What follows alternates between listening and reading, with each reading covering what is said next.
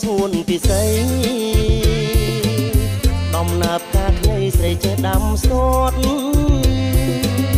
ពូថងសោថងណាបងកំសត់ប្រសិនមិនស្ទាត់មើលមាត់នួនល្អ